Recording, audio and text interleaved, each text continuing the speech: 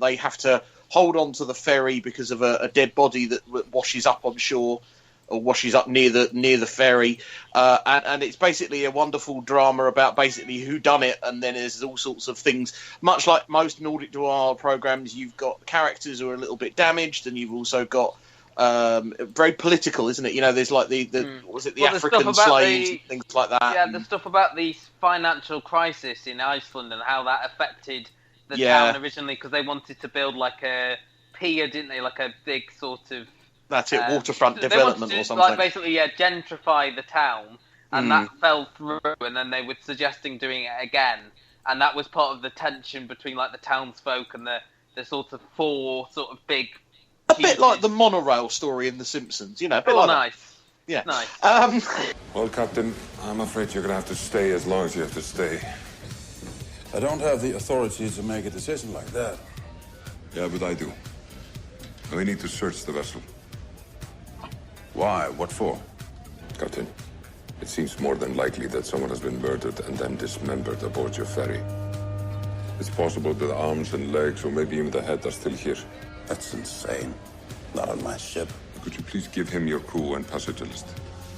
Men du kan ikke rense skibet. Hvad mener du? Du skal have en dommerkendelse. Du skal have en dansk dommerkendelse. In the meantime, could you check and see if any of your crew are missing? Okay. Give him the lists. We all enjoyed that, and of course we enjoyed the fact that the lead actor, whose name I can't remember, don't ask me, appeared in one of the later shows coming up this year, coming up later in our lists. Other top shows that I want to mention. Go on then. We all liked Veep, didn't we? I haven't watched it in years, but yeah. It's me and Luke that liked Veep. This series, which saw the lead character Julia Louis-Dreyfus finally become president, but then lose the election. So, brilliant. That's what we're hoping will happen with President-elect Trump. Yeah, that recap will come in anytime soon. Did we all like American Crime Story, or was that just me that stuck with it? Just you. Just me. I liked what I saw, but it was on while I was moving, so I sort of lost the Luckily, those that nominate Golden Globes agree with me. I think I saw the final one, actually, and did enjoy it. All the stuff with the Kardashians was so... and John Travolta. So just pandering to the audience that it annoyed me. And bloody David Schwimmer calling him Juice every 5 minutes really got on my nerve. You got it, Juice. When Chris and I broke up, the Juice was there for me every night. It's like he's not really the Juice anymore. We gotta get you dressed, Juice. Juice, a will? Juice. Come on, Juice. Juice, it's AC. Juice! AC's here! Juice, I heard Juice. It's on every channel. You know I feel the same, Juice. You're gonna tell them yourself, Juice. Juice,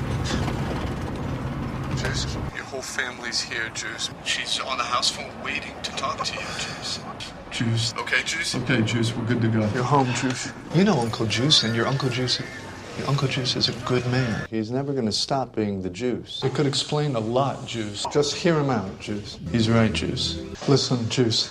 Juice, this is your life. Juice,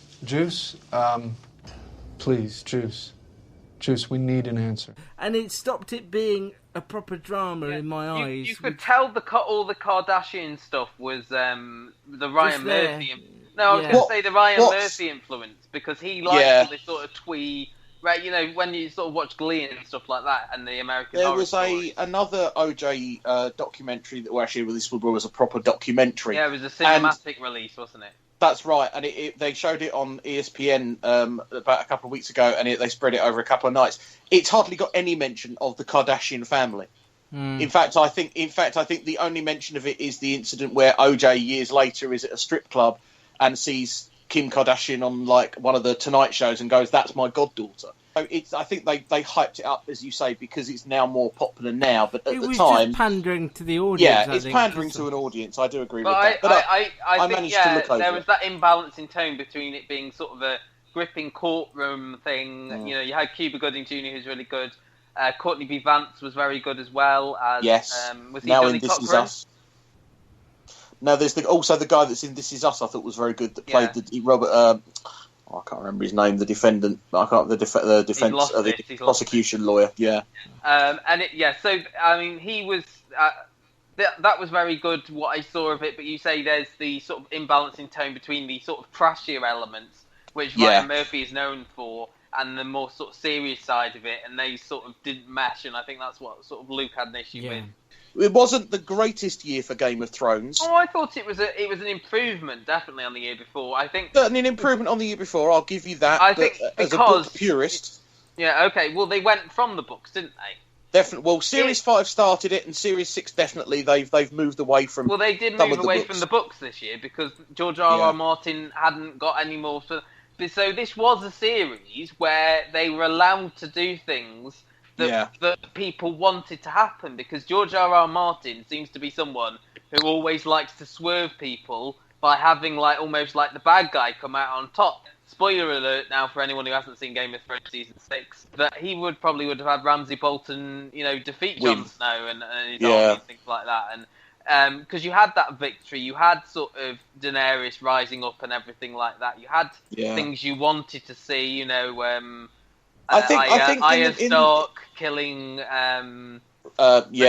what's his name, David Bradley's character, feeding his son to him, doing it like a Cartman. So I mean, there was a lot to like, and as I say, that the Battle of the was the really Battle of the Legitimate Children. Yeah, there was a lot to like. I think one of the storylines that stood out for me was the Hodor hold the door storyline. Oh yeah, that was amazing. I think from anyone who was anyone that was a book purist was still like, that's clever. I like that. And apparently that is either that is how George R.R. Martin is going to do it, or he was behind that storyline. Yeah, that's a very good idea. So and of course we don't get the next series now till the summer next year, which is going to be very disappointing for anyone who's looking forward to that. Two more very quickly. One, I think it was a very good year for BoJack Horseman. There was a particular very good episode that I liked where he went to underwater or stroke Japan, as it was supposed to be, that stood out. It is about talking animals, so it is a bit weird. And lastly, Stranger Things. I know Luke. Oh yeah, I was gonna mention that as well. So. Yeah, this is a Netflix drama where the recognisable face of it is Winona Ryder, but to be fair, the stars really are the young teenagers. Especially Millie Bobby Brown, a British actress who played Eleven, the strangest thing in the strange in the Stranger Things, and I think it was just very good. There was a bit of the Goonies in there, the kind of idea. Well, there was just all the 80s movies ever. There was the Thing, and of course it was set in. There was a lot of 80s music, so really good. And we're looking forward to series 2. It was sort of almost like the word of mouth hit of the summer, wasn't it? I mean, I remember watching it. Look, I hadn't heard anything about it. Luke told me to watch it to write a review of just Ep 1 for the site, and I ended up watching all of it in about 3 days because I knew it was only 8 episodes, so if it was a 13 episode thing, I might not have stick with it, but I think 8 episodes is the sort of ideal. I'll power through this, because it wasn't the sort of best written or best sort of drawn characters, but it was very sort of trashy, pulpy. It came out at the right time of year, I think, in the summer. Well, 3 more, go on then. The Americans can't have a best of the year without talking about it. Oh yeah, love the Americans. Loved it. Series 4 was incredible. We won't talk about it because Gary hasn't got there yet, and to talk about it would be a real shame. But if you can, find it, watch it, bask in it. It is wonderful. Comedy on FXX called Better Things with Pamela Alden was superb and is on a lot of the critics lists. The final series of Rectify blew my mind. I love this show so much, and even I think it's worth it because I've seen 5. This Is Us on Channel 4 and NBC is worth a look, and is one of the biggest pleasantest surprises of the year to come from the States.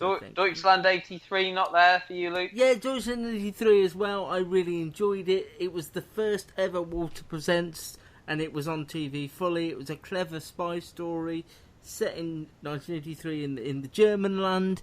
Really enjoyable, worth checking out. Which you never would have guessed from the title, would you? No, I sort of stepped over the point of the title there, but it is really good and worth your time. And for me, from Peru, just one more. Paddington! The final season of The Good Wife, I suppose, just to mention quickly. I mean, it wasn't as good as sort of the season 5 sort of high point we had sort of the conclusion, which a lot of people were a bit ooey and ahhey about because it didn't end things sort of cleanly, but it was good having sort of a mirroring the opening scene of the first episode in this last episode with her sort of rejecting Peter. And there was a lot to like generally in the season, mainly with the political stuff. Margot Martindale and Alan Cumming having their spats throughout the season. Alan Cumming was brilliant throughout, and also Juliana Margulies, just fantastic. Around the world. Journeying away from Gary Goes Global now, we turn to Gary for another show that was on my list, but not Luke's list. That being number 6, being 13. Yeah, this was a BBC Three drama, which was commissioned and shown just after BBC Three went online. But it was also possibly shown the week of, I think. I was going to say, I think this was the launch of BBC Three going online. Something which we all said wouldn't be very good in the sense of for viewers, and we've kind of been proved right because BBC Three has kind of been forgotten about. I mean, we struggled with 13, if you remember, because I mean, I was watching it previews.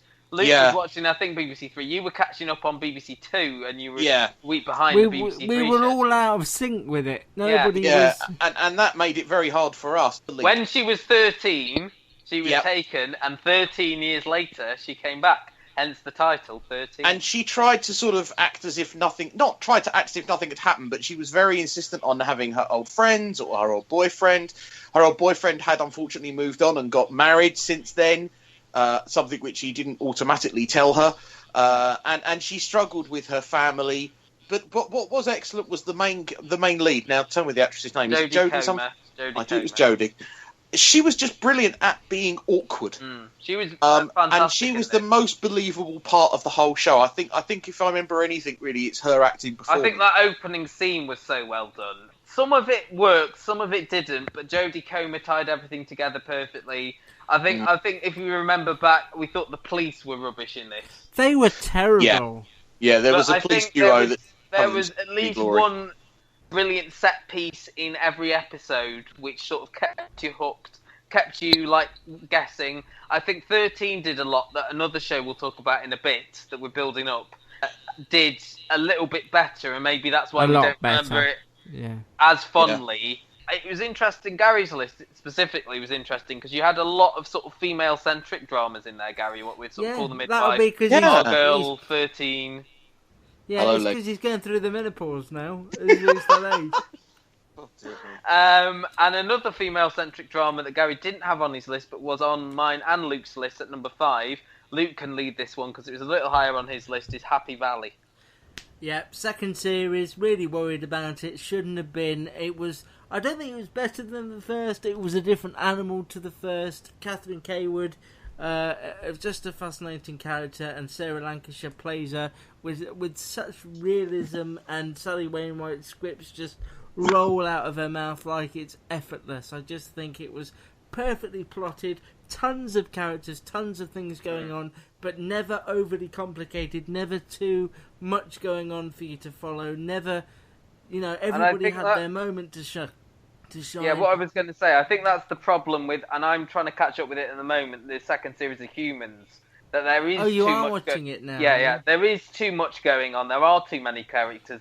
Some of it works, some of it doesn't, but Happy Valley doesn't seem to have that problem. It seems to be able to sort of tie everything together. There was a lot of comedy in it, and it's a lot of it because it is like northern comedy, and it does appeal to me because it does ring through the dialogue in that.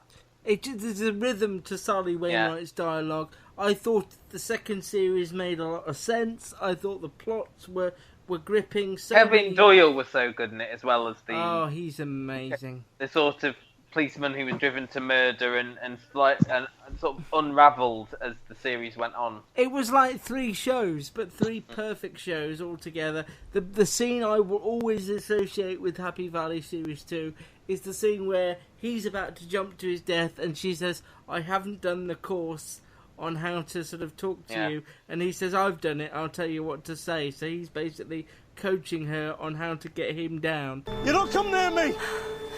John, is It's not that high. You're just gonna break your legs and make a mess. Piss off! Come on. We both know she was blackmailing you. You've burnt the evidence!